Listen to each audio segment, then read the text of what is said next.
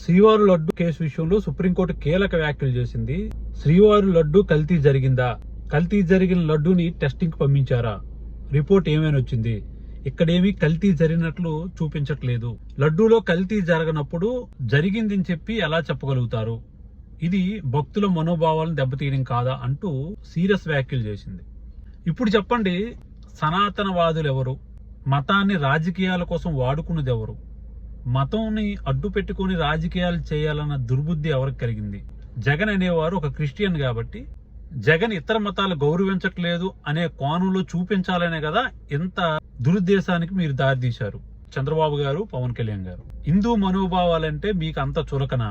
హిందూ మనోభావాల్ని రాజకీయాల కోసం వాడుకోవడం ఎంతవరకు సబబు? శ్రీవారి లడ్డూలో కల్తీ జరగకుండానే కల్తీ జరిగిందని చెప్పి హిందువుల మనోభావాలతో ఆడుకోవడం ఏంటి? వాళ్ళని ఆందోళనకు గురి చేయడం ఏంటి? సుప్రీంకోర్టు ఈ వ్యాఖ్యలు చేసిన నేపథ్యంలో మీరు హిందువులకు అందరికీ క్షమాపణలు చెప్తారా?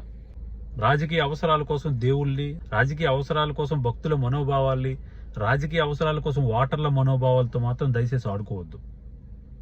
ఏదైనా ఉంటే ఇదిగో మేము డెవలప్మెంట్ చేసాం, ఇదిగో రాష్ట్రాన్ని అభివృద్ధి పదంలో నడిపించాం, చూపించండి, చెప్పండి. మీరు చేసి చెప్పుకొని రాజకీయం చేసుకోండి, కానీ భక్తుల మనోభావాలతో మాత్రం ఆడుకోవద్దు.